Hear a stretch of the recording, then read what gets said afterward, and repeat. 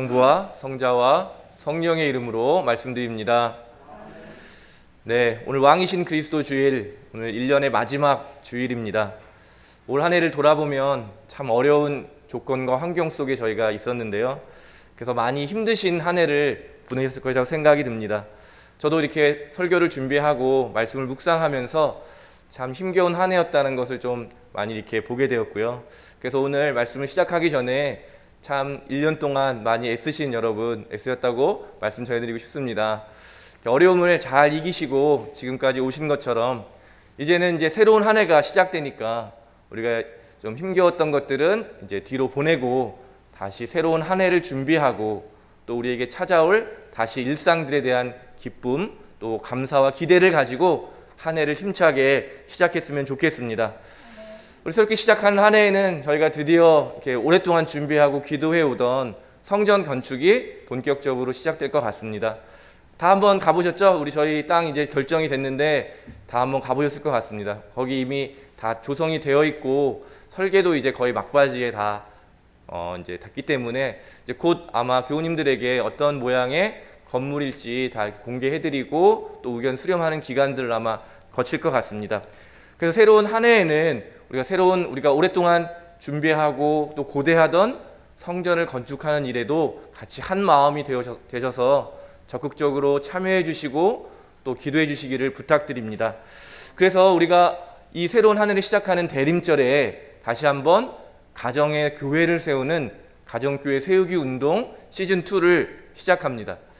우리 가정이 정말 거룩한 교회가 되어서 그 안에서 예배가 일어나고, 예배가 뭡니까? 우리 하나님을 기억하고 하나님을 우리가 다시 한번 우리의 중심으로 두는 일, 그것들이 우리 모든 가정교회에 생겨나게 되고 또 그 가정교회가 복음을 우리 이웃에게 전하는 선교가 일어나고 또 가족들 서로가 서로를 깊이 사랑하고 표현하고 사목하는 그런 사목들이 다 일어나게 되기를 바랍니다.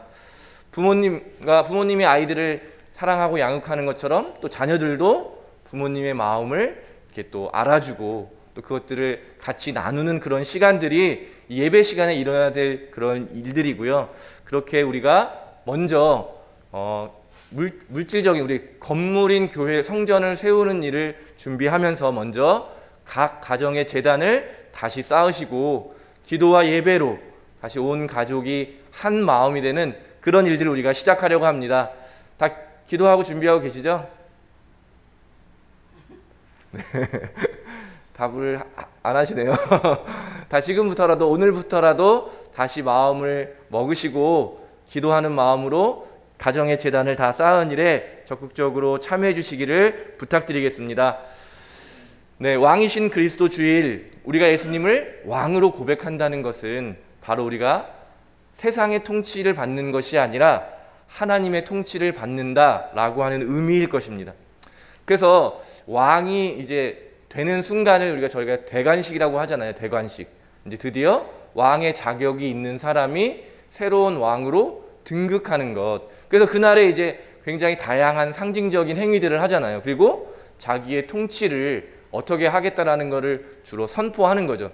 오늘날로 하면 대통령 취임식 같은 것을 우리가 생각해 볼 수 있는데요. 근데 대통령이 쭉 자기의 정해진 임기 내에 할 중요한 내용들을 비전을 선포하잖아요.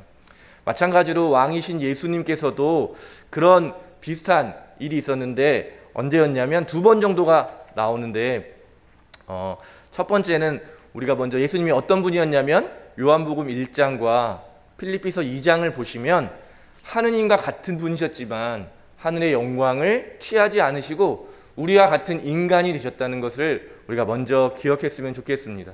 그래서 이 성육신 사건, 말씀이 또 하나님이 인간이 되신 사건이 바로 이제 우리가 왕이신 그리스도를 고백하게 되는 그 기본 시작이라는 것을 먼저 기억해 두시고요. 첫 번째, 많은 사람들이 예수님의 대관식으로 꼽는 장면이 첫 번째 복음서에 주로 실려 있는 세례를 받으시는 장면입니다. 예수님은 죄가 없으신데도 죄를 씻기는 세례를 받으시러 세례 요한을 찾아가셨는데요. 그 세례 요한이 굉장히 당황하면서 제가 오히려 예수님에게 세례를 받아야 되는데 제가 어떻게 세례를 베풉니까? 이렇게 이야기하는 장면이 있어요. 결국 예수님이 보여주시는 그런 왕의 선포는 뭐냐면 다른 사람 위에 군림하는 왕이 아니라 다른 사람의 섬기는 겸손의 자리로 나아가셨다는 것을 보여주십니다. 그래서 예수님께서 세례를 받고 세례를 마치시자 하늘이 열리고 성령이 비둘기 형상으로 예수님에게 내리시면서 하늘에서 들리는 소리, 여러분 잘 아시는 이야기죠. 이는 내 사랑하는 아들, 내 마음에 드는 아들이다 라고 하는 하늘의 소리가 거기에 있는 모든 사람들에게 들렸다는 것입니다. 그러니까 바로 예수님이 어떤 왕이냐라고 하는 모습을 상징적으로 보여주는 장면인데요.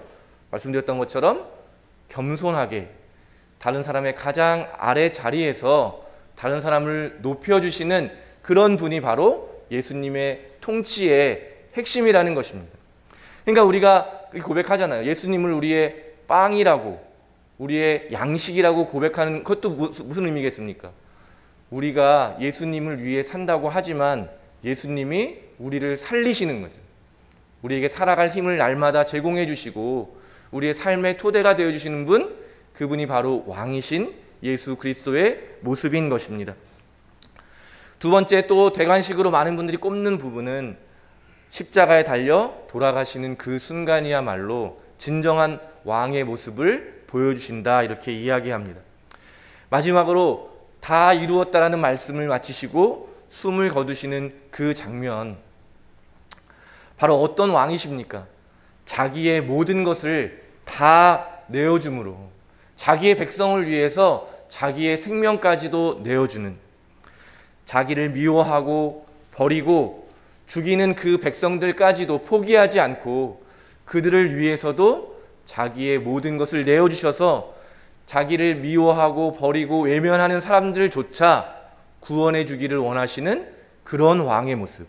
그래서 많은 사람들이 그 십자가의 그 수치와 순환을 영광으로 바꾸시는 하나님을 선포했고, 우리는 끝까지 그 십자가에서 보여주신 하나님의 사랑을 의지해서 주님께로 나아갈 수가 있는 것입니다. 끝까지 사랑해 주시고 자신의 모든 것을 내어주셔서 자신의 백성들을 살리신 왕의 모습, 그것이 바로 오늘 저희가 기억하고 고백하는 예수님의 모습일 것입니다. 전대 캔터베리 대주교였던 로안 윌리엄스 주교님은 심판대에 선 그리스도라고 하는 책을 쓰셨는데요. 역설적이죠. 인간의 재판정이 오늘 우리가 읽은 것처럼 예수님은 체포되셔서 총 3번의 재판을 받으셨거든요. 산헤드린 의회 앞에서도 재판을 받으셨고, 헤로데 앞에서도 신문을 당하셨고, 또 오늘 마지막으로 빌라도 앞에서도 신문을 받으셨는데, 그 장면들, 복음서에 기록되어 있는 각 이런 심판의 장면을 설명해 주시면서 사실 세상의 권력이 예수님을 심판하는 모습으로 묘사되어 있지만 자세히 살펴보면 참된 왕이신 예수 그리스도 앞에 거짓 권력, 그들의 탐욕, 그들의 한계, 그것이 바로 우리 안에도 있는 우리의 모습인데, 예수 그리스도가 심판을 받으심을 통해서 진정한 왕의 모습이 드러나고 그 왕의 모습 앞에 심판하는 것 같이 참여하는 모든 사람들이 진짜 자신의 한계와 자신들의 죄가 속셈이 온전히 드러났다라고 하는 것을 아주 자세하게 풀어서 설명해 주시는 책이 바로 심판대에 선 그리스도라고 하는 책입니다. 결국 주교님 말씀하신 것처럼 본질은 시험을 통과해서 드러나게 된다는 것입니다. 그래서 예수님이 그렇게 심판을 당한 것이고 그 심판의 장면을 통해서 세상의 본질이 드러났다라고 하는 것이죠. 복음서에 보면 그래서 예수님이 시험당하는 장면이 2번 나오는데요. 역시 첫 번째는 잘 아시는 것처럼 세례를 받으시고 광야에서 40일 동안 지내시면서 악마의 유혹을 받으시는 것. 그때 예수님이 어떤 왕의 모습으로 이 세상을 나타나실지를 미리 보여주는 장면입니다. 처음 복음을 시작하면서 어떻게 예수님이 사역을 하실지를 그 심판을 통해서 보여주신데, 그 핵심이 무엇입니까? 잘 아시는 것처럼 우리가 바라야 될 참된 양식은 먹는 빵이 아니라 바로 예수님 자체가, 하나님의 말씀이, 그분의 뜻을 실천하는 것이 우리가 더 구해야 할 참된 양식임을 첫 번째 유혹을 통해서 보여주시는 것이죠. 또 두 번째 유혹을 통해서는 하나님을 시험하고 또 하나님을 통해서 자기를 높이려는 그런 생각을 포기하고 아까도 제가 말씀드렸던 것처럼 가장 낮은 곳으로 향하는, 그저 거기서 하나님의 은총을 구하는 겸손의 자리에 서 있는 모습을 예수님은 선택하십니다.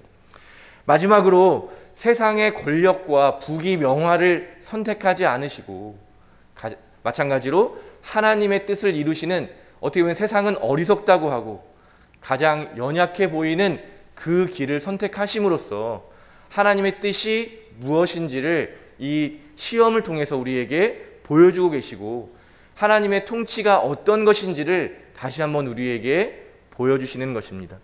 그리고 드디어 오늘 우리가 함께 읽은 복음 성경의 말씀처럼 이 자리에서 예수님은 끝까지 침묵을 하시거든요. 그러면서 오늘 대화를 하시는데 그들은 자기들의 조급한 마음, 자기들의 정체가 탄로날까, 자신들이 하나님을 사랑한 것이 아니라 사실은 권력을 사랑하고 돈을 사랑하고 자기가 높아지려고 하는 인기를 사랑했다는 것이 예수님을 통해 드러나게 되었을 때 그들이 할 수 있는 것은 멈추고 회개하는 것이 아니라 예수님을 제거함으로써 그 자기들의 죄의식을 없애려고 했다는 것이죠. 그래서 예수님은 이 심판대에서 자신을 향한 모든 의심과 또 그들의 속셈을 아시면서도 모든 조롱과 치욕을 다 참아내십니다.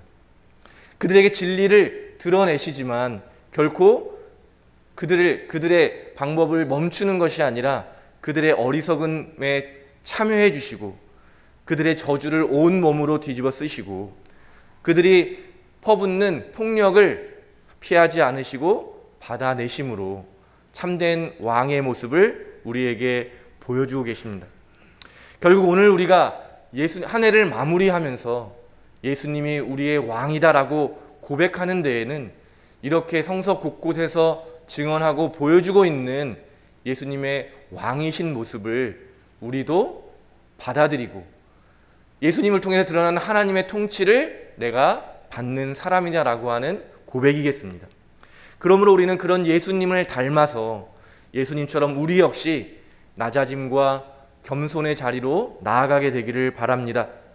다른 사람 위에 군림하고 다른 사람들을 내 마음대로 조종하는 사람이 아니라 다른 사람을 섬기고 다른 사람에게 나 자신을 내어주는 그런 겸손의 사람들이 되어야 하겠습니다.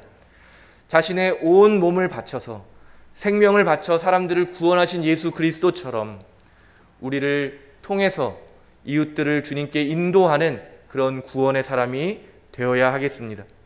세상이 늘 사용하는 방법이 아니라 하나님의 방법이 무엇인지를 늘 구하고 그 방법을 실천하고 따르는 기도하는 사람이 되어야겠습니다.